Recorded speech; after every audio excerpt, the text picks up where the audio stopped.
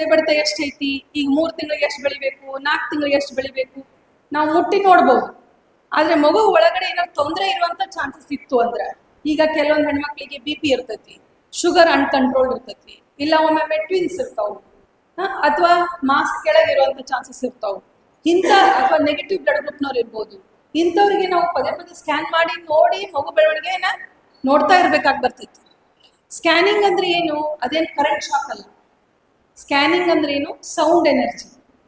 ಅಂದ್ರೆ ಅದೇನು ನಮ್ಮ ಹೊಟ್ಟಿ ಮೇಲೆ ಹಿಂಗಿಟ್ಟು ಸ್ಕ್ಯಾನ್ ಮಾಡ್ತಾರಲ್ಲ, ಅದು ಏನ್ ಮಾಡ್ತೈತಿ? ಸೌಂಡ್ ನ ಒಳಗ್ ಬಿಡ್ತೈತಿ. ಸೌಂಡ್ ಒಳಗ್ ಬಿಟ್ಟು ನಮ್ಮ ಮಗುವಿಗೆ ತಟ್ಟಿ ಅದು ವಾಪಸ್ ಸೌಂಡ್ ಬರ್ತೈತಿ. ಅದನ್ನ ಕಂಪ್ಯೂಟರ್ ಕರೆಂಟ್ ಜೊತೆ ನೋಡಿ ಫೋಟೋ ಕೊಡ್ತೈತಿ. ಇದು ಎಷ್ಟು ಸೌಂಡ್ ಐತಲ್ಲ, ಇದರದ್ದು 1,00,000 ಪಟ್ಟು ಸೌಂಡ್ ಎಲ್ಲಿರ್ತೈತಿ ಗೊತ್ತಾ? ಮದುವೆ ಸಮಾರಂಭ,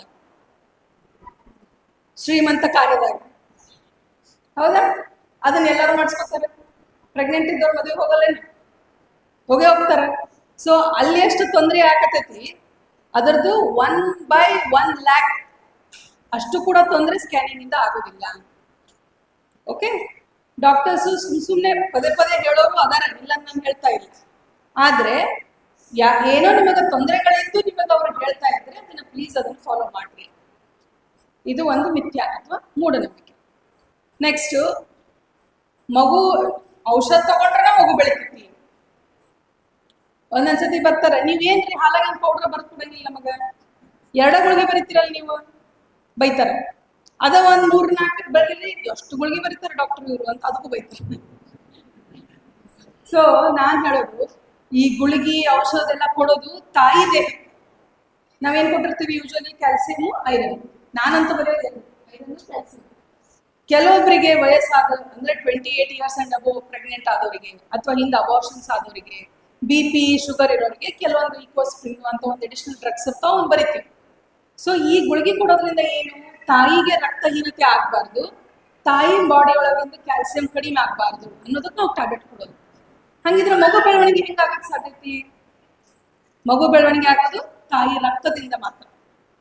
ಸೊ ತಾಯಿ ರಕ್ತ ಇಂಪ್ರೂವ್ ಆಗ್ಬೇಕು ಅಂದ್ರೆ ಏನ್ ಇಂಪಾರ್ಟೆಂಟ್? ಗುಳಿಗಿನ ಆಹಾರ. ಸೊ ಆಹಾರ ತಗೊಂಡ್ರೆ ಮಾತ್ರ ಮಗು ಬೆಳವಣಿಗೆ ಚೆನ್ನಾಗಾಗುತ್ತೆ. ಅದಕ್ಕೆ ಒಂದಷ್ಟು ಜನ ಏನ್ ಮಾಡ್ತಾರೆ, ವೆರಿ ಸೆನ್ಸಿಟಿವ್ ಪೀಪಲ್ ಒಂದಿಷ್ಟು ಜನ ಇರ್ತಾರೆ, ಕಡಿಮೆ ವಯಸ್ಸಿನ ಪ್ರೆಗ್ನೆಂಟ್ ಆಗಿರ್ತಾರೆ. ಅವರಿಗೆ ಊಟದ importance ಗೊತ್ತಿರಂಗಿಲ್ಲ.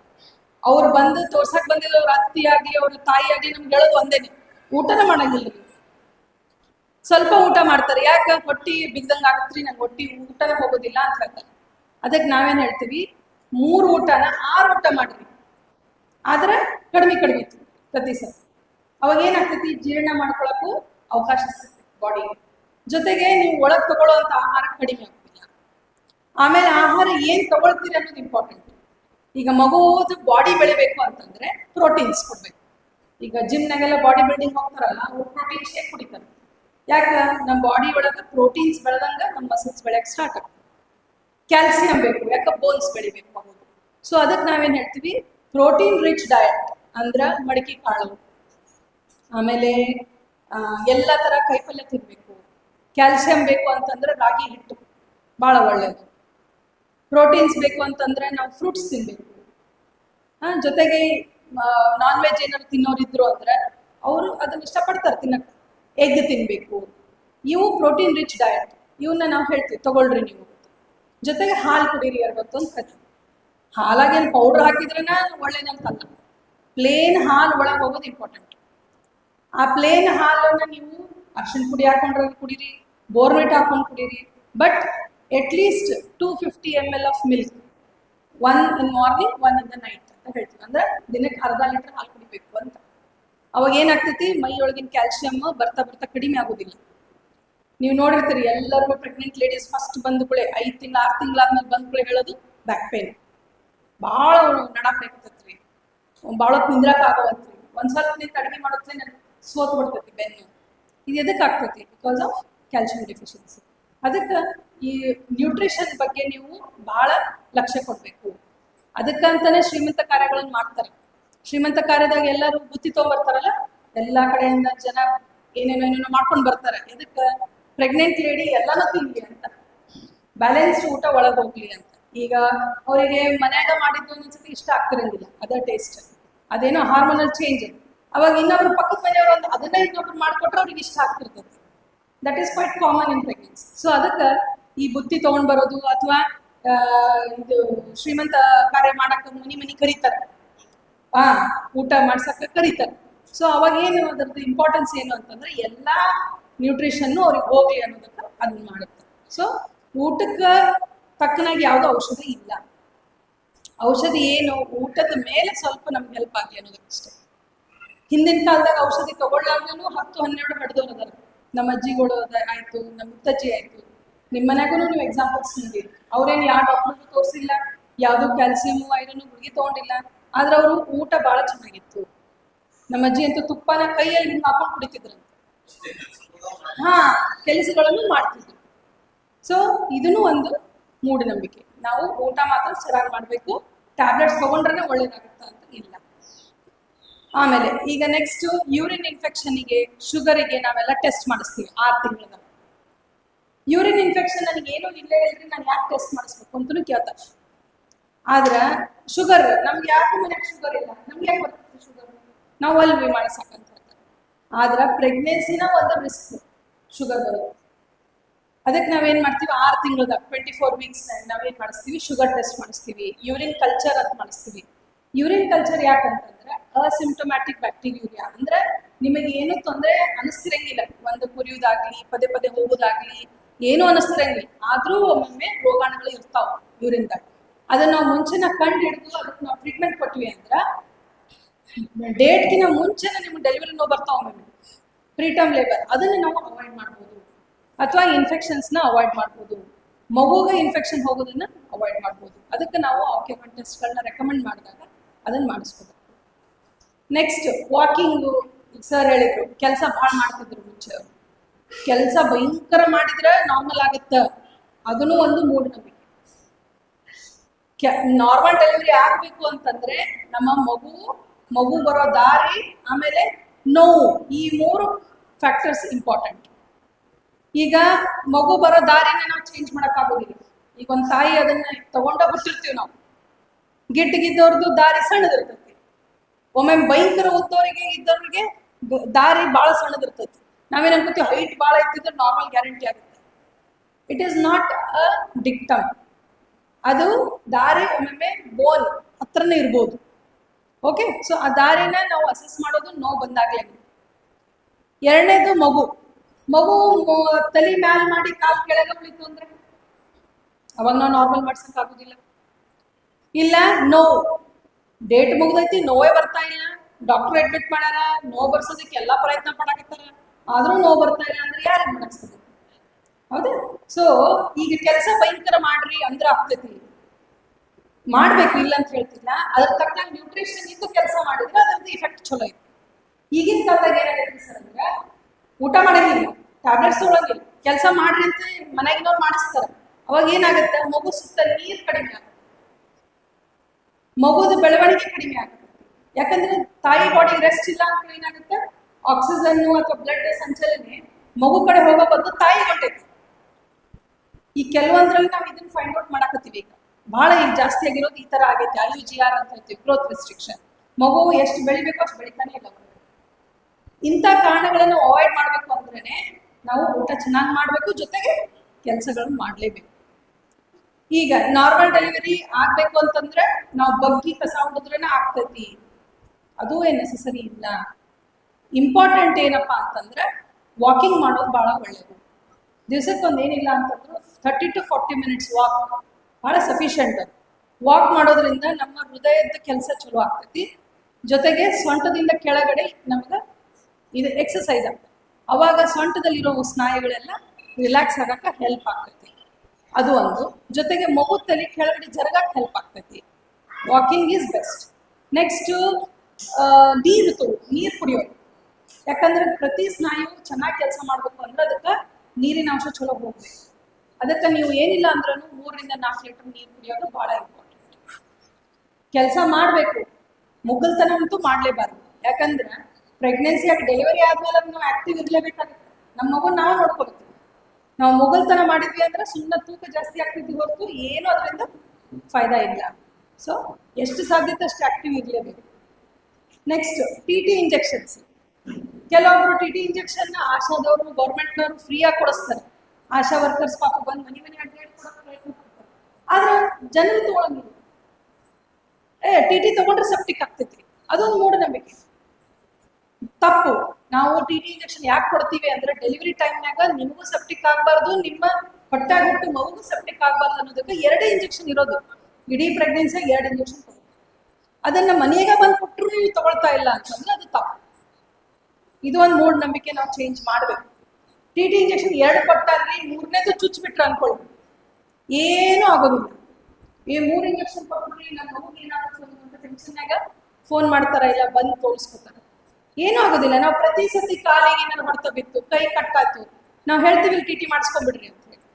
Actually 1 T T injection 3 ವರ್ಷ ಕೆಲಸ ಮಾಡ್ತೀವಿ. ಆದ್ರೂ ನೀವು ಪದೇ ಪದೇ ತಗೊಂಡ್ರೆ ತಪ್ಪಿಲ್ಲ. ಸೊ ಭಯ ಪಡೋದು ಬೇಡ. ಇದು ನೆಕ್ಸ್ಟ್ ಇನ್ನ ಡೆಲಿವರಿ ಟೈಮ್ ಬಂತು, ಅವಾಗ ನಾವೇನ್ ಮಾಡ್ತೀವಿ, ನಿಮ್ಮನ್ನ ವಾರಕ್ಕೆ ಒಂದ್ಸತಿ ಆದ್ರೂ ಬರ್ರಿ ಅಂತ ಕರಿತೀವಿ. ಅಂದ್ರೆ ಮಗುದು ಬೆಳವಣಿಗೆ ಆಗಲಿ, ಮಗುದು ತಲೆ ಫಿಕ್ಸ್ ಆಯ್ತು, ಮಗು ಸುತ್ತ ನೀರ್ ಕರೆಕ್ಟ್ ಆಗಿ ನಡೆದೋಯ್ತು, ಎದೆ ಬಡ್ದು ಚೆನ್ನಾಗೈತು, ಇವೆಲ್ಲ ಚೆಕಪ್ಪಿಗೆ ನಾವು ವಾರ ಬರ್ರಿ ಅಂತ. ಆದ್ರೆ ಜನ ಬರೋದೇ ಇಲ್ಲ. ನೋವು ಬಂದಾಗ ಹೋಗೋದು, ನೀರು ಹೋಯ್ತಂದ್ರೆ ಹೋಗೋದು, ಬ್ಲೀಡಿಂಗ್ ಆದ್ರೆ ಹೋಗೋದು. ಇದು ರಾಂಗ್. ಯಾಕಂದ್ರೆ ಒಂದೊಂದ್ಸತಿ ಡೇಟ್ ಮೀರಿದ್ಮೇಲೆ ಮನೆಯಾಗ ಕುಂತಿರ್ತಾರೆ. ನಾವೇನ್ ಹೇಳ್ತೀವಿ ಡಾಕ್ಟರ್ಸ್, ಡೆಲಿವರಿ ಡೇಟ್ಗಿನ ಮುಂಚೆ 1 ವಾರ ಏನಿರ್ತದಲ್ಲ 39th ವೀಕ್ ಅದು ಸೇಫ್ ಅಂತ ಹೇಳ್ತೀವಿ ಡೆಲಿವರಿ. ಯಾಕೆ ಅದಕ್ಕಿಂತ ಜಾಸ್ತಿ ನಾವು ಹೋದ್ರೆ ಏನಾಗುತ್ತೆ, ಮಗು ಸಂಡಾಸ್ ಮಾಡ್ಕೊಳ್ಳೋ ಚಾನ್ಸಸ್ ಜಾಸ್ತಿ. ನಾವು ಅಬ್ಸರ್ವೇಷನ್ ಇದೆ, ಏನು ಮಗು ಒಳಗಡೆ ಕಕ್ಕಸ್ ಮಾಡ್ಕೊಂಡ್ಬಿಡ್ತೈತಿ. ಯಾಕಂದ್ರೆ ಅದು ಒಳಗಡೆ ಬರ್ತಾ ಬರ್ತಾ ನೀರಿನ ಅಂಶ ಕಡಿಮೆ ಆಗ್ಕೊಂತೈತಿ ಡೈಲಿ. ಅವಾಗ ಏನಾಗ್ತೈತಿ, ಮಗುಗ ಸ್ಟ್ರೆಸ್ ಆಗಿ ಮಗು ಕಕ್ಕಸ್ ಮಾಡ್ಕೊತೈತಿ. ಕಕ್ಕಸ್ ಮಾಡ್ಕೊಂಡು ತೊಂದರೆ ಇಲ್ಲ, ಕಕ್ಕಸ್ ನೀರ್ನ ಅದು ಶ್ವಾಸದಾಗ ತಗೊಂತು ಅಂದ್ರೆ ಲಂಗ್ಸ್ ಇಂಜುರಿ ಆಗ್ತವೆ. ಅವಾಗ ಮಗುನ ನಾವು ಎಷ್ಟು ಪ್ರಯತ್ನ ಪಟ್ಟರು ಒಮ್ಮೊಮ್ಮೆ ಉಳಿಸಕ್ಕಾಗದೆ ಇರ್ಬೋದು. ಮಗುನ ಐಸಿಯುನಾಗ ಇಡ್ಬೇಕಾಗಿ ಬರುತ್ತೆ, ಟ್ಯೂಬ್ ಹಾಕಿ ಆಕ್ಸಿಜನ್ ಹಾಕಿ ಇಡ್ಬೇಕಾಗಿನೂ ಬರ್ತೈತಿ. ಅದಕ್ಕೆ ನಾವು ನಿಮ್ಗೆ ವಾರ ವಾರ ಕರಿತೀವಿ. ಕರೆದು ಏನು ತೊಂದರೆ ಇಲ್ಲ, ಪ್ರೆಗ್ನೆನ್ಸಿ ಚೆನ್ನಾಗಿ ನಡೆದೈತಿ, ಏನೂ ನಿಮ್ಗೆ ಕೋಮಾರ್ಬಿಡಿಟೀಸ್ ಇಲ್ಲ ಅಂದ್ರೆ ಡೆಲಿವರಿ ಡೇಟ್ವರೆಗೂ ವೇಟ್ ಮಾಡ್ತೀವಿ. ಆದ್ರೆ ಏನಾದ್ರು ತೊಂದರೆ ಇತ್ತು ಅಂದ್ರೆ ಒಮ್ಮೊಮ್ಮೆ ನಾವು ಕೆಲವೊಬ್ರಿಗೆ ಶುಗರ್ ಇರ್ತದೆ, ಕೆಲವರು BP ಇರ್ತದೆ, ಅಂಥವ್ರಿಗೆ ನಾವೇನ್ ಹೇಳ್ತೀವಿ, 38ನೇ ವಾರಕ್ಕೆ ನಿಮಗೆ ಅಡ್ಮಿಟ್ ಮಾಡ್ಕೊಂಡು ನಾವು ನೋವು ಬರೆಸ್ತೀವಿ ಅಂತ ಹೇಳ್ತೀವಿ. ಆದ್ರೆ ಇದನ್ನ ಎಲ್ಲರೂ ಅದನ್ನ ನಂಬಂಗಿಲ್ಲ. ಅವ್ರೇನಂತಾರ, ಇವ್ರು ಬೇಗನೆ ಕರೆದು ಸುಮ್ಮನೆ ನೋವು ಬರ್ಸ್ದಂಗೆ ಮಾಡಿ ಸಿಸೇರಿಯನ್ ಮಾಡ್ತಾರ ಅಂತ ಅದು ಒಂದು ನಂಬಿಕೆ ಐತಿ. ಅದು ಮೂಢನಂಬಿಕೆ. ಯಾವ ಡಾಕ್ಟ್ರು ಬೇಕು ಅಂತಾನೆ ನಿಮ್ಗೆ ಹಾರ್ಮ್ ಮಾಡ್ಬೇಕು ಅಂತ ಕರೆಯೋದಿಲ್ಲ ಅಲ್ಲ. ಆದ್ರೆ ಒಳಗಿದ್ದು ಮಗು ಅಕಸ್ಮಾತ್ ಮಗುವಿಂದು ಉಸಿರು ನಿಂತೋಯ್ತು, ಎದೆ ಬಡ್ತ ಏರುಪೇರುವಾಗಿ ಉಸಿರು ನಿಂತೋಯ್ತು ಅಂತ ಹೇಳ್ಕೊಡ್ರಿ, ಅವಾಗ ಲಾಸ್ ಯಾರಿಗೆ? ಈಗ ಶುಗರ್ ಇರೋರು ಎಸ್ಪೆಷಲಿ ಲಾಸ್ಟಿಗೆ ಶುಗರ್ ಭಯಂಕರ ಡ್ರಾಪ್ ಆಗ್ಬಿಡ್ತೈತಿ. ಅವಾಗ ನಮ್ದು 10 ರೂಪಾಯಿ ಡ್ರಾಪ್ ಆಗೈತಿ ಅಂದ್ರೆ ಮಗುದು 5 ರೂಪಾಯಿ ಮತ್ತೆ ಡ್ರಾಪ್ ಆಗಿರ್ತೈತಿ. ಅಂತ ಟೈಮ್ನಾಗ ಮಗು ಉಸಿರು ತೊಂದರೆ ಆಗೋ ಚಾನ್ಸಸ್ ಇರ್ತಾವ. ಹಂಗಾಗಿ ನಾವೇನ್ ಮಾಡ್ತೀವಿ, ನಿಮ್ಗೆ ಪದೇ ಪದೇ ಬರ್ರಿ, ಚೆಕಪ್ ಮಾಡ್ಕೊಳ್ರಿ. ಒಬ್ಬೊಬ್ಬರಿಗೆ ಬೇಗನೆ ನಾವು ಡೆಲಿವರಿ ಮಾಡಿಸೋದ್ರ ಬಗ್ಗೆ ಡಿಸೈಡ್ ಮಾಡ್ಕೋತೀವಿ. ಒಂದೊಂದ್ಸತಿ ಏನಾಗಿರ್ತೈತಿ, ಮೊದಲನೇ ಡೆಲಿವರಿ 8 ತಿಂಗಳದಾಗ ಆಗ್ಬಿಟ್ಟಿರ್ತೈತಿ. ಸೊ ಅಂಥವ್ರಿಗೆ ನಾವು ಇನ್ನೂ ಬೇಗ ಫಾಲೋ ಅಪ್ ಕರಿತೀವಿ. 3 ದಿವಸಕ್ಕೊಮ್ಮೆ ಬರ್ರಿ ಅಂತಲೂ ಹೇಳ್ಬೋದು ನಮ್ಗೆ. ಯಾಕಂದ್ರೆ ಸಡನ್ ಆಗಿ ನೋವು ಬಂದು ಸಡನ್ ಆಗಿ ಡೆಲಿವರಿ ಆಯ್ತು, ಅವಾಗ ಮಗು ಉಸಿರಾಟಕ್ಕೆ ತೊಂದರೆ ಇತ್ತು, ಅವಾಗ ICU ಎಲ್ಲ ಬೇಕಾಗ್ಬೋದು ಮಗುಗೆ. ಅದಕ್ಕೆ ನೀವು ಹಾಸ್ಪಿಟಲ್ದಾಗ ಡೆಲಿವರಿ ಆಯ್ತಂದ್ರೆ ಒಳ್ಳೇದಲ್ಲ. ಅದಕ್ಕಂತ ಹೇಳಿ ನಾವು ಪದೇ ಪದೇ ಕರೆದಾಗ ನೀವು ಅದಕ್ಕೆ ಹೋಗೊಟ್ಟು ಬರಬೇಕಾಗ್ತದೆ. ಓಕೆ, ನೆಕ್ಸ್ಟ್ ಡೆಲಿವರಿ ಆಯ್ತು. ಡೆಲಿವರಿ ಆದ್ಮೇಲೆ ಹಾಲು ಬಂದು, ಹಾಲು ಯಾವಾಗಲೂ ಎಷ್ಟೇ ದಿವಸಕ್ಕೆ ಬೀಳ್ತೈತಿ? ಸೆಕೆಂಡ್ ಡೇ ಅಥವಾ 3rd ಡೇಗೆ ಎಲ್ಲ ಬರೋದು.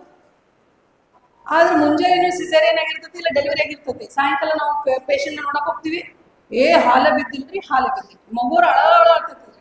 ಮತ್ ಮಗು ಅಳ್ಳಾಡ್ದಂಗೆ ಯಾರು ಅಳಬೇಕು? ಹೌದಿಲ್ಲ? ನಾನು ಅದನ್ನೇ ಹೇಳ್ತೀನಿ, ಮಗು ಸೂಂತು ಬಡದ್ ಮಕ್ಕೊಂಡೈತಿ ಅಂದ್ರೆ ಅದು ತಪ್ಪು. ಮಗು ಅಳಾಗತೈತಿ ಅಂದ್ರೆ ಅದು ಚಲೋನ ಅಲ್ಲ, ಅಂದ್ರೆ ಅದು ಎಚ್ಚರ ಐತಿ ಅನ್ನಂಗ. ಹೌದು, ಈಗ ಅದು ಹುಟ್ಟಿದ ತಕ್ಷಣ ಅದಕ್ಕೆ ಶುಗರ್ದು ಒಂದು ಒಳಗಡೆ ಸ್ಟೋರ್ ಇರ್ತೈತಿ. ಒಮ್ಮೆಗ್ಲೆ ಅದಕ್ಕೇನು ಶುಗರ್ ಡ್ರಾಪ್ ಆಗ್ಬಿಡಂಗಿಲ್ಲ. ಹಾಲು ಬರುವಾಗ ನಾವು ಸ್ವಲ್ಪ ಅವಕಾಶ ಕೊಡ್ಬೇಕು, ಟೈಮ್ ಕೊಡ್ಬೇಕು ದೇಹಕ್ಕೆ, ತಾಯಿ ದೇಹಕ್ಕೆ. ಹೌದಾ? ಕೆಲವೊಬ್ಬರದು ಹುಟ್ಟಿದ ತಕ್ಷಣ ಬೀಳ್ತೈತಿ, ಕೆಲವೊಬ್ಬರದು 2 ದಿವಸ 3 ದಿವಸ ತಗೋಬಹುದು. ಆದ್ರೆ ನಮ್ಮ ಕೆಲಸ ಏನಪ್ಪಾ ಅಂದ್ರೆ 2 ತಾಸಿಗೊಮ್ಮೆ ಮಗುವನ್ನ ಎದೆಗೆ ಹಚ್ಚಿಬಿಟ್ಟು ಚೀಪಿಸ್ಬೇಕು. ಆ ಚೀಪ್ಸೋದ್ರಿಂದ ಸ್ಟಿಮ್ಯುಲೇಷನ್ ಆಗೋದ್ರಿಂದ ಹಾಲು ಬರ್ತೈತಿ. ಅದಕ್ಕೆ ತಾಳ್ಮೆ ಇಟ್ಕೊಳ್ಳೋದು ಬಹಳ ಬಹಳ ನೆಸೆಸರಿ. ತಾಳ್ಮೆ ತಾಯಿ, ಅವ್ರಿಗೆ ಈಗ ಹೊಟ್ಟಿರ್ತದೆ ಮಗು, ಅವ್ರಿಗೆ ಏನೂ ಐಡಿಯಾ ಇರೋದಿಲ್ಲ. ಮೊದಲನೇ ಸತಿ ತಾಯಿ ಏನೂ ಗೊತ್ತಿರೋದಿಲ್ಲ. ಮನ್ಯಾಗ ಹಿರಿಯರಂತ ಯಾರು ಬಂದಿರ್ತೀರಲ್ಲ ನೀವು ತಾಳ್ಮೆ ಇಟ್ಕೋಬೇಕು. ಅಜ್ಜಿಗಳು ಬರ್ತಾರೆ ಯೂಶಲಿ, ಅಜ್ಜಿಗಳಂತೂ ಕುಣಿತಿರ್ತಾರ, ಹಾಲೇ ಬಿದ್ದಿಲ್ರಿ ಹಾಲೇ ಬಿದ್ದಿಲ್ರಿ. ಆಮೇಲೆ ಮಗು ಅಟ್ಟು ಬಿಟ್ಟು ಅನ್ನೋಂಗೆ ಇಲ್ಲ, ಅದು ಅಳ್ಳೇಬಾರ್ದು, ಅದು ಸಾಧ್ಯವಿಲ್ಲ. ಮಗು ಹತ್ರನೇ ಅದಕ್ಕೆ ಎಕ್ಸಸೈಸು, ಅದಕ್ಕೆ ಹೊಟ್ಟೆ ಹಸು ಆಗ್ತೈತಿ. ಮಗು ಹತ್ರನೇ ಅದಕ್ಕೆ ಅದು ಭಾಷೆನೇ, ಅದು ಅಳುವಂತೆ ಭಾಷೆ ಮಗು ಗೊತ್ತಿರೋದು, ಬೇರೆ ಇನ್ ಹೆಂಗ ಅದ ಹೇಳಕ್ ಸಾಧ್ಯತೆ? ಹೌದು, ಮಗು ಹತ್ತೈತಿ ಅಂದ್ರೆ ಹಾಲ ಬೇಕಾಗತ್ತೈತಿ ಅಂತಲ್ಲ, ಮಗು ಅಳೋದಕ್ಕೆ ಕಾರಣ ಭಾಳ ಇರ್ತದೆ. ಅದು ಯೂರಿನ್ ಮಾಡ್ಕೊಂಡಿರ್ಬೋದು, ಸಂಡಾಸ್ ಮಾಡ್ಕೊಂಡಿರ್ಬೋದು, ಅಥವಾ ಸುತ್ತಿ ಸುತ್ತಿ ಇಟ್ಬಿಟ್ಟಿರ್ತಾರೆ ಮಗುನ, ಒಂದ್ 5-6 ಸುತ್ತು, ಸೀರೆ ಸುತ್ತು, ಅದು ಸುತ್ತು ಇದು ಸುತ್ತಂದ್ ಮಾಡಿ ಅದಕ್ಕೆ ಶೆಕಿಯಾಗಿ ಅದು ಇರಿಟೇಟ್ ಆಗಿ ಅಳ್ತೈತಿ. ಒಮ್ಮೊಮ್ಮೆ ಹೊಟ್ಟಿ ಗ್ಯಾಸ್ ಹಿಡ್ದಂಗಾಗಿರ್ತದೆ, ಅದಕ್ಕೂ ಕರಳ ಐತಲ್ಲ, ಅದಕ್ಕೂ ಗ್ಯಾಸ್ ಹಿಡ್ದಂಗಾಗಿರ್ಬೋದು, ಅದರಿಂದ ಅದು ಅಳ್ತಿರ್ಬೋದು. ಅದಕ್ಕೆ ನಾವೇನ್ ಹೇಳ್ತೀವಿ, ತಾಳ್ಮೆ ಇರ್ಬೇಕು. ಚಿಪ್ಸೋದ್ ಮಾತ್ರ ಬಿಡಬಾರ್ದು. ಹಾಲಿಲ್ಲ ಅಂತ ಚಿಪ್ಸೋದ್ ಬಿಟ್ಬಿಡ್ತಾರೆ, ಅವಾಗ ಸ್ಟಿಮ್ಯುಲೇಷನ್ ಎಲ್ಲಿಂದ ಬರ್ಬೇಕು? ಇಲ್ಲ ಪೌಡ್ರ್ ಹಾಲು ಹಾಕಕ್ ಓಡಾಡ್ತಾರೆ, ಅದಂತೂ ಇನ್ನೂ ದೊಡ್ಡ ತಪ್ಪು. ಯಾಕಂದ್ರೆ ಒಮ್ಮೆ ಸ್ಪೂನ್ಲಿಂದ ಕುಡಿಯಕ್ ಮಗು ಸ್ಟಾರ್ಟ್ ಮಾಡ್ತು ಅಂದ್ರೆ ಅದು ಎದಿ ಹಿಡಿಯೋದೇ ಇಲ್ಲ. ಯಾಕಂದ್ರೆ ಸ್ಪೂನ್ಲೆ ಕುಡಿಯೋದು ಭಾಳ ಆರಾಮ ಐತಿ, ಹಿಂಗ್ ಬರ್ತಿರ್ತೈತಿ ನೋಡ್ತೈತಿ. ಆದ್ರೆ ಎದೆ ಚೀಪ್ ಬೇಕಂದ್ರೆ ಕೆಲಸ ಭಾಳ ಮಾಡ್ಬೇಕದು, ಬಿಟ್ಬಿಡ್ತೈತೆ ಅದು ಹಿಡಿಯಂಗೆ. ಸೊ ಅದ್ರೊಳಗೆ ಹಾರ್ಮ್ ಆಗೋದು ಬೇಬಿಗೆ ಜಾಸ್ತಿ. ಯಾಕಂದ್ರೆ ನಾವು ಪೌಡ್ರ್ ಹಾಲು ಕೊಡೋದ್ರಿಂದ, ಪೌಡ್ರ್ ಹಾಲು ಒಳ್ಳೇದಿಲ್ಲ, ನಾನೇನು ಕೆಟ್ಟದಂತ ಹೇಳ್ತೀನಿ. ಈ ಕೆಲವೊಂದು ತಾಯಿಗಳಿಗೆ ಬರೋದೇ ಇಲ್ಲ ಹಾಲು, ಅವಾಗೇನ್ ಮಾಡ್ಬೇಕು? ಕೊಡ್ಲೇಬೇಕಾಗತ್ತೆ. ಆದ್ರೆ ಅದ್ರೊಳಗೆ ಇರುವಂತ ಪೌಷ್ಟಿಕಾಂಶಗಳು, ಎದಿ ಹಾಲಿನಾಗಿರೋ ಪೌಷ್ಟಿಕಾಂಶಗಳನ್ನ ನಾವು ಕಂಪೇರ್ ಮಾಡಿದ್ವಿ ಅಂದ್ರೆ 80% ಕಡಿಮೆ ಇರ್ತದೆ ಅದ್ರೊಳಗೆ, 70 to 80%. ಅದಕ್ಕೆ ನಾವು ನಮ್ಮ ಆಸ್ಪತ್ರೆ ಒಳಗಂತೂ ನಾವು ಎದಿ ಹಾಲನ್ನ ಪ್ರಿಫರ್ ಮಾಡೋದು. ನಮ್ಮನ್ನು ಬೈದಾಡ್ ಕಳಿಸ್ತಾರೆ ಪೇಷಂಟ್ ಅಟೆಂಡರ್ಸ್, ಏನ್ರಿ ಮೇಡಮ್ ನಿಮ್ಗೆ ಏನು ಅನಿಸ್ತಿಲ್ಲನ್ರಿ, ಬರೀ ಪೂರ ರಾತ್ರಿ ಹತ್ತೈತ್ರಿ ಮಗು ಅಳೋದೇ. ನಾವು ಪ್ರಯತ್ನ ಪಡೋದನ್ನ ಪಡಲೇಬೇಕು. ಯಾಕಂದ್ರೆ ಮಗು ಒಳಗ ಗರ್ಭಕೋಶದಾಗ ಇದ್ದಾಗ ಕತ್ಲದಾಗ ಇರ್ತದ, ಸೊ ಅದು ಕತ್ಲನೇ ನಾರ್ಮಲ್. ಹೊರಗೆ ಬಂದ್ಮೇಲೆ ಇದು ಬೆಳಕು ಇದು ಕತ್ಲ ಅಂತ ಗೊತ್ತಾಗಕ್ಕೆ 3 ತಿಂಗಳು ಬೇಕು. ಅದಕ್ಕೆ ಮಗು ಏನ್ ಮಾಡ್ತೈತಿ, ಇಡೀ ದಿನದಾಗ ಮಕ್ಕೋತೈತಿ, ರಾತ್ರಿ ಎದ್ದು ಅದು ನಮಗೆ ಇರಿಟೇಟ್ ಆಗ್ತದೆ, ನಮಗೆ ನಿದ್ದೆ ಆಗ್ತಿರಂಗಿಲ್ಲ ಜೊತೆಗಿರೋರಿಗೆ. ಸೊ ಅಳಾಕತೈತಿ. ಅದಕ್ಕೆ ನಾನೇನು ಹೇಳ್ತೀನಿ, ತಾಳ್ಮೆ ಇಟ್ಕೊಳ್ರಿ. 2 ರಿಂದ 3 ದಿವಸದಾಗ ಗ್ಯಾರಂಟಿ ಹಾಲು ಎಲ್ಲಿ ಹೋಗೋದಿಲ್ಲ. ಜೊತೆಗೆ ಹಾಲು ಬರಬೇಕು ಅಂದ್ರೆ ತಾಯಿಗೆ ನೀರು ಕುಡಿಸೋದು ಇಂಪಾರ್ಟೆಂಟ್, ಡಿಹೈಡ್ರೇಷನ್ ಆಗ್ಲಾರ್ದಂಗೆ ನೋಡ್ಕೋಬೇಕು. ಆಮೇಲೆ ರೂಮ್ ಟೆಂಪರೇಚರ್ 28 ಡಿಗ್ರಿ ಮಟ್ಟ ಮೇಂಟೈನ್ ಮಾಡಬೇಕು.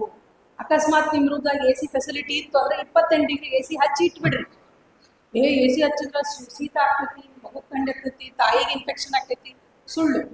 ಫ್ರೆಶ್ ಏರ್ ಬರ್ತಾ ಇತ್ತು ಅಂದ್ರೆ ಇನ್ಫೆಕ್ಷನ್ ಆಗೋದಿಲ್ಲ. ಮಗುಗ ಒಂದು ಡ್ರೆಸ್ ಮೇಲೆ 1 ಲೇಯರ್ ಆಫ್ ಕ್ಲಾತ್ ಇಷ್ಟೇ ಇರಬೇಕು.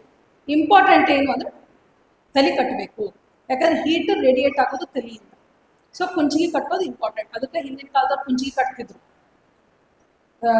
ತಲೆ ರೌಂಡ್ ಆಗಿ ಅನ್ನೋದು ಕುಂಚಿಗೆ ಅಲ್ಲ, ಹೀಟ್ ಲಾಸ್ ಆಗಬಾರ್ದು ಅನ್ನೋದಕ್ಕೆ ಕುಂಚಿಗೆ ಕಟ್ತಿದ್ರು. ಸೊ ಅದನ್ನೊಂದು ನಾವು ಮೇಂಟೈನ್ ಮಾಡಬೇಕು. ಆಮೇಲೆ ಎತ್ಕೊಂಡು ಕೈ ರೂಢಿ ಮಾಡಬಾರ್ದು. ಅಳಕತ್ತದ ಕೂಡ ಎತ್ಕೊಳ್ಳೋಕೆ ಓಡಾಡಬಾರ್ದು. ಯಾಕಂದ್ರೆ ಕೈ ರೂಢಿ ಮಾಡೋದ್ರಿಂದ ನಮ್ಮ ಮೈ ಶಾಖದಿಂದ ಮಗುದು ತೂಕ ಕಡಿಮೆ ಆಗ್ತದೆ. ಅದನ್ನ ನಾವು ಮಾಡಕ್ ಬಿಡಬಾರ್ದು. ಆಮೇಲೆ ಅದಕ್ಕೂ ಎತ್ಕೊಂಡು ಕುಂತ್ವಿ ಅಂದ್ರೆ ಅದ ಬೇಕನ್ನಿಸ್ತದೆ, ಅದರಿಂದ ಮಗುಗೆ ತ್ರಾಸ ಜಾಸ್ತಿ. ಅದಕ್ಕೆ ಹಾಲು ಕುಡಿಸ್ಬೇಕು, ಬೆನ್ನ ತಟ್ಟಿ ಡರ್ಕಿ ತರಿಸ್ಬೇಕು, ಒಳ್ಳೆ ತೊಟ್ಟಲ್ದ ಹಾಕ್ಬಿಡ್ಬೇಕು. ಸೊ ಇದನ್ನೊಂದು ನೀವು ನಂಬಬೇಕಾಗ್ತದೆ. ಆಮೇಲೆ ಪೌಷ್ಟಿಕಾಂಶಗಳು, ಊಟ ಚೆನ್ನಾಗಿ ಮಾಡಿಸ್ಬೇಕು.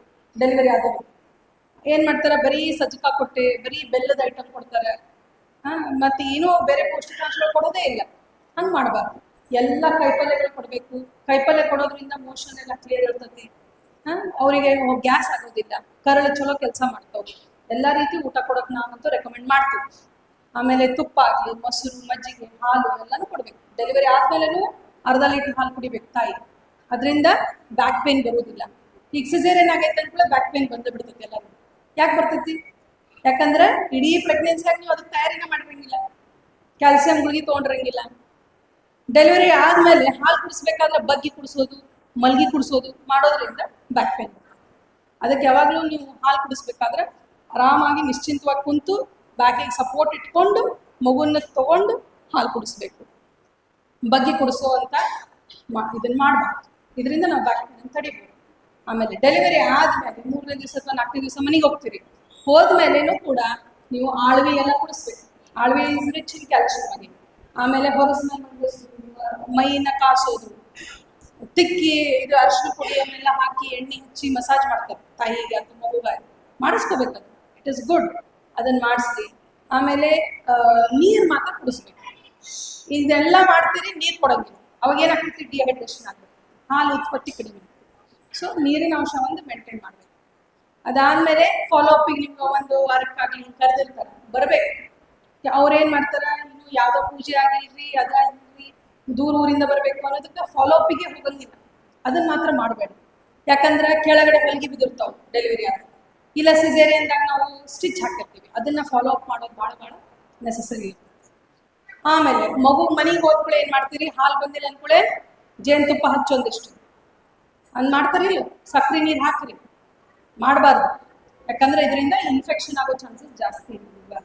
ಯಾಕಂದ್ರೆ ಸಕ್ಕರೆ ನೀರು ಅವನ್ನೆಲ್ಲ ಕಲಿಸ್ಬೇಕಾದ್ರೆ ನಮ್ಮ ಕೈಯಲ್ಲಿರುವಂತಹ ಬ್ಯಾಕ್ಟೀರಿಯಾ ಮಗುಗೆ ಹೋಗುತ್ತೆ.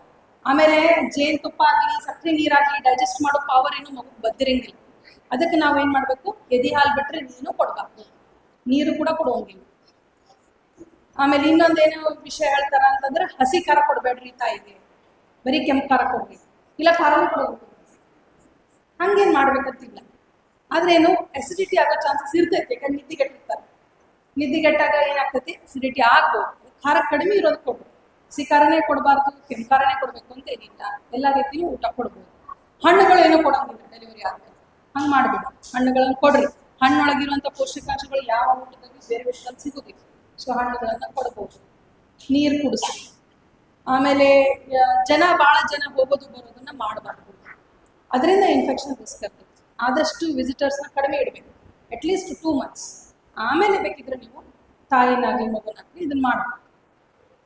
ಆಮೇಲೆ ಮಗುಗ ಲಸಿಕೆಗಳು ಇರ್ತಾವೆ, ವ್ಯಾಕ್ಸಿನೇಷನ್ಸ್ ಇರ್ತಾವೆ. ಅವನ್ನ ನಾನು 1.5 ತಿಂಗಳಿಗೊಮ್ಮೆ ಎಲ್ಲ ನಿಮಗೊಂದು ವ್ಯಾಕ್ಸಿನೇಷನ್ ಕಾರ್ಡ್ ಕೊಟ್ಟಿರ್ತಾರೆ. ಆದ್ರೆ ಅದಕ್ಕೆ ಯಾರೂ ಬರಂಗೇ ಇಲ್ಲ, ತಾಯಿದಷ್ಟ ನೋಡ್ತಾರೆ. ಮಗುಗೆ ಲಸಿಕೆ ಕೊಡಿಸೋದ್ರ ಬಗ್ಗೆನೂ ನಾವು ವಿಚಾರ ಮಾಡ್ಬೇಕಲ್ಲ. ಅದನ್ನು ಅದಕ್ಕೆ ಆಶಾದವ್ರು ಬಂದು ಪಾಪ ನಿಮ್ಮ ಮನೆಯವ್ರಿಗೂ ಬಂದು ಅದನ್ನು ತಿಳಿಸಿ ಹೇಳ್ತಿರ್ತಾರೆ. ಆದ್ರೆ ಅದನ್ನ ನಂಬಂಗಿಲ್ಲ, ಲಸಿಕೆ ಮಾಡ್ಸಂಗಿಲ್ಲ. ಮಗು ಸಣ್ಣದೈತಿ, ಜ್ವರ ಬರ್ತೈತಿ, ಮಾಡಬಾರ್ದು. ಅದನ್ನ ನೀವು ಹೋಗಿ ಆ ಟೈಮಿಗೆ ಕೊಡಿಸ್ಲೇಬೇಕು. ಇಲ್ಲ ಅಂತಂದ್ರೆ ಪೋಲಿಯೋ ಆಗೋದಾಗ್ಲಿ, ಹೆಚ್ಚಿನ ಟ್ರೀಟ್ಮೆಂಟ್ ಇಲ್ಲದೆ ಇರುವಂತ ರೋಗಗಳು ಬರಕ್ಕೆ ಸ್ಟಾರ್ಟ್ ಆಗ್ತವೆ. ಅದಕ್ಕೆ ನಾವು ಲಸಿಕೆಗಳನ್ನು ಕೊಡಿಸ್ಬೇಕು. ಆಮೇಲೆ ಮತ್ತೆ ಒಂದು ಡೆಲಿವರಿ ಆದ್ಮೇಲೆ ಅಟ್ಲೀಸ್ಟ್ 2 ವರ್ಷ ಗ್ಯಾಪ್ ಬಿಡ್ರಿ ಅಂತ ಹೇಳ್ತೀವಿ. ಗ್ಯಾಪ್ ಬಿಡೋದಕ್ಕೆ ಕೆಲವೊಂದು ನೀವು 1 ವಾರ ಆದ್ಮೇಲೆ ಫಾಲೋ ಅಪ್ ಬಂದಿರ್ತೀರಲ್ಲ, ಅವಾಗ ನಾವು ಯಾವ ತರ ನಾವು ಗ್ಯಾಪ್ ಇಟ್ಕೋಬಹುದು ಅನ್ನೋದಕ್ಕೆ ನಿಮ್ಗೆ ನಾವು ತಿಳಿಸಿ ಹೇಳೋರು ಇರ್ತೀವಿ. ನೀವು ಫಾಲೋ ಅಪ್ಗೆ ಬರಲಿಲ್ಲ ಅಂದ್ರೆ ನಿಮ್ಗೆ ಗೊತ್ತೇ ಆಗೋದಿಲ್ಲ. ಕಾಪರ್ ಟೀ ಅನ್ನೋದು ಒಂದು ಒಳ್ಳೇದು ಐತಿ, ಅದನ್ನ ಹಾಕಿಸ್ಕೋಬಹುದು ಅಂತ ಹೇಳ್ತೀವಿ. ಬಟ್ ಕಾಪರ್ ಟೀಗೆ ಭಾಳ ಎಲ್ಲರೂ ಮೂಢನಂಬಿಕೆಗಳು ಭಾಳ, ಮಿಥ್ಯೆಗಳು ಭಾಳ. ಕಾಪರ್ ಟೀ ಹಾಕಿಸ್ಕೊಂಡ್ರೆ ಮೈ ಬರ್ತೈತಿ, ಸುಳ್ಳು. ಕಾಪರ್ ಟೀಗೂ ಮೈ ಬರೋದಕ್ಕೂ ಏನು ಸಂಬಂಧ ಇಲ್ಲ, ಆಯ್ತಾ. ಕಾಪರ್ ಟೀ ಬರೀ ಗರ್ಭಕೋಶದ ಮೇಲೆ ಅಷ್ಟೇ ಕೆಲಸ ಮಾಡ್ತೈತಿ. ಸೊ ಅದು it is the best contraceptive ಅಂತ ಹೇಳ್ತೀವಿ. ಅದನ್ನ ಹಾಕಿಸ್ಕೊಳ್ಳೋದಕ್ಕೆ ಡಾಕ್ಟರ್ಸ್ ಭಾಳ ರೆಕಮೆಂಡ್ ಮಾಡ್ತೀವಿ. ನೀವು ಯಾರು ಪರಿಚಯ ಇರ್ತಾರೆ ನೀವು ಹೇಳಿ, ಅದರಿಂದ ಏನೂ ತೊಂದರೆ ಇಲ್ಲ. ಈಗ ಮಕ್ಕಳಾಗ್ದಂಗೆ ಆಪರೇಷನ್ ಮಾಡಿಸ್ತಾರೆ ನೋಡ್ರಿ, ಟ್ಯುಬೆಕ್ಟಮಿ, ಅದ್ರೊಳಗೆ ಫೇಲಿಯರ್ ರೇಟ್ ಎಷ್ಟೈತಿ, 1%. ಕಾಪರ್ ಟೀಗೂ ಫೇಲಿಯರ್ ರೇಟ್ ಬರೀ 1% ಐತಿ. ಆಪರೇಷನ್ನಿಗೆ ಈಕ್ವಲೆಂಟ್ ಐತದೆ. ಸೊ ನೀವು ಕಾಪರ್ ಟೀ ಹಾಕಿಸ್ಕೊಳ್ಳೋದಕ್ಕೆ ಏನೂ ತೊಂದರೆ ಇಲ್ಲ. ಹಾಕೋದಕ್ಕೆ ಏನು ಅನಸ್ತೇಷ ಕೊಡಬೇಕಾಗಿಲ್ಲ, ಅಡ್ಮಿಟ್ ಮಾಡಬೇಕಾಗಿಲ್ಲ. OPD ಪ್ರೊಸೀಜರ್ ಈಸಿಲಿ ಹಾಕ್ಬೋದು, ಈಸಿಲಿ ತೆಗಿಬೋದು. ಸೊ ಅದನ್ನೊಂದು ನೀವು ನಂಬಿಕೆಗಳು ಇಟ್ಕೋಬೇಕು. ಇನ್ನೊಂದು, ಈಗ ಫ್ಯಾಮಿಲಿ ಕಂಪ್ಲೀಟ್ ಆಗಿದೆ, ಮಕ್ಕಳಾಗ್ದಂಗೆ ಆಪರೇಷನ್ ಮಾಡಿಸ್ಕೊಳ್ರಿ ಅಂತ ಹೇಳ್ತೀವಿ. ಅವಾಗ ಏನ್ ಮಾಡ್ತಾರೆ, ಬರೀ ಹೆಣ್ಮಕ್ಳೇ ಮಾಡಿಸ್ಕೋಬೇಕು ಅನ್ನೋದೊಂದು ಮೂಢನಂಬಿಕೆ. ಈಗಿನ ಕಾಲದಾಗ ಗಂಡು ಮಕ್ಕಳು ಕೂಡ ಆಪರೇಷನ್ ಮಾಡಿಸ್ಕೋಬೇಕು, ವ್ಯಾಸಕ್ಟಮಿ ಅಂತ ಹೇಳ್ತೀವಿ. ಇದನ್ನ ಗಂಡು ಮಕ್ಕಳು ಫಸ್ಟ್ ಧೈರ್ಯ ಮಾಡ್ಬೇಕು ಮಾಡಿಸ್ಕೊಳಕ್, ಅದಕ್ಕಿಂತ ಮೊದಲು ಹೆಣ್ಮಕ್ಳ ಬೇಡ ಅಂದ್ಬಿಡ್ತಾರೆ. ಹಂಗ ಅದನ್ನ ನಂಬಿಕೆಗಳನ್ನ ಇಟ್ಕೊಳಕ್ ಹೋಗ್ಬೇಡ. ಗಂಡು ಮಕ್ಕಳು ಕೂಡ ಆಪರೇಷನ್ ಮಾಡಿಸ್ಕೋಬೇಕು. ಈಗ ಇದು ಪ್ರೆಗ್ನೆನ್ಸಿ ರಿಲೇಟೆಡ್ ಎಲ್ಲ ಹೇಳಿದೆ. ಇನ್ನು ಒಂದು ಲಾಸ್ಟ್ ವಿಷಯ ಏನಪ್ಪಾ ಅಂತಂದ್ರೆ, ಗರ್ಭಕೋಶದ ಕಂಟಿನ ಕ್ಯಾನ್ಸರ್ ಅಥವಾ ಸರ್ವೈಕಲ್ ಕ್ಯಾನ್ಸರ್, ಇದ್ರ ಬಗ್ಗೆ ಒಂದು ಮಾತು ಹೇಳಕ್ ನಾನು ಇಷ್ಟಪಡ್ತೀನಿ. ಏನಂದ್ರೆ ಅದಕ್ಕೆ ವ್ಯಾಕ್ಸಿನ್ ಐತಿ, HPV ವ್ಯಾಕ್ಸಿನ್ ಅಂತ ಹೇಳಿ. ಅದನ್ನ 12ನೇ ವರ್ಷದಿಂದ ನಾವು ಹೆಣ್ಮಕ್ಳಿಗಾಗ್ಲಿ ಗಂಡು ಮಕ್ಕಳಿಗಾಗ್ಲಿ ಕೊಡ್ಬಹುದು. ಗಂಡು ಮಕ್ಕಳಿಗೆ ಪಿನಿಸದ ಕ್ಯಾನ್ಸರ್ನ ಅವಾಯ್ಡ್ ಮಾಡೋದು ಆ ವ್ಯಾಕ್ಸಿನ್ ಕೊಡ್ಸೋದ್ರಿಂದ. ಹೆಣ್ಮಕ್ಳಲ್ಲಿ ಗರ್ಭಕೋಶ ಕಂಟಿನ ಕ್ಯಾನ್ಸರ್ ಅಥವಾ ಬಾಯಿಯ ಕ್ಯಾನ್ಸರ್ನ ತಡೆಗಟ್ಟಬಹುದು. ಅದಕ್ಕೆ ನಿಮ್ಮ ಮನೆಯಲ್ಲಿ 10 ರಿಂದ 12 ವರ್ಷದ ಹೆಣ್ಮಕ್ಳು ಯಾರು ಹುಡುಗಿಯರಿದ್ರು ಅಂದ್ರೆ ಗೈನಕಾಲಜಿಸ್ಟ್ನ ಕರ್ಕೊಂಡು ಹೋಗ್ರಿ, ವ್ಯಾಕ್ಸಿನ್ ಇರ್ತೈತಿ, ಅದನ್ನ ತಗೊಳ್ರಿ. ಅದ್ರೊಳಗೆ 3 ತರ 4 ತರ ವ್ಯಾಕ್ಸಿನ್ ಅದಾವ. ಅದ್ರೊಳಗೆ ಯಾವ್ದು ಬೆಸ್ಟ್ ಐತಿ ಅದನ್ನ ಗೈನಕಾಲಜಿಸ್ಟ್ ಎಕ್ಸ್ಪ್ಲೇನ್ ಮಾಡ್ತಾರೆ. ಆ ಪ್ರಕಾರ ಅದನ್ನ ಮಾಡಿಸ್ಕೊಳ್ಳಿ. ಇದನ್ನ 45 ವಯಸ್ಸು ಮಟನೂ ತಗೋಬಹುದು. ಇದರಿಂದ ಕ್ಯಾನ್ಸರ್ ಬರೋದನ್ನ ನಾವು ತಡೆಗಟ್ಟಬಹುದು. ಅದಕ್ಕೆ ನೀವು ಗೈನಕಾಲಜಿಸ್ಟ್ ಹತ್ರ ಆಕ್ಚುಲಿ ಏನಾದ್ರು ತೊಂದರೆ ಆದ್ರೆ ಹೋಗ್ಬೇಕಂತಲ್ಲ, ರೆಗ್ಯುಲರ್ ಚೆಕಪ್ಗೆ ಹೋದ್ರೂ ತೊಂದರೆ ಇಲ್ಲ. ರೆಗ್ಯುಲರ್ ಚೆಕಪ್ ಅಲ್ಲಿ ಅವ್ರು ಇದನ್ನೆಲ್ಲ ಚೆಕ್ ಮಾಡ್ತಾರ, ಪ್ಯಾಪ್ಸ್ಮಿಯರ್ ಅಂತ ಮಾಡ್ತಾರ, ಬ್ರೆಸ್ಟ್ ಎಕ್ಸಾಮಿನೇಷನ್ ಮಾಡ್ತಾರ, ಆಮೇಲೆ ಸ್ಕ್ಯಾನಿಂಗ್ ಮಾಡಿಸಿನೂ ನೋಡ್ಬೋದು. ಈ ತರ ನಾವು ಹೋಗೋದ್ರಿಂದ ನಮ್ಗೆ ನಮ್ಮ ಬಾಡಿ ಬಗ್ಗೆನೇ ನಮ್ಗೆ ನಾಲೆಜ್ ಬರ್ತದೆ. ಸೊ ಇಷ್ಟು ಹೇಳಿ ಇಷ್ಟೊತ್ತು ತಾಳ್ಮೆಯಿಂದ ಕೇಳಿದ್ದಕ್ಕೆ ಎಲ್ಲರಿಗೂ ಧನ್ಯವಾದಗಳು. ಈ ಅವಕಾಶ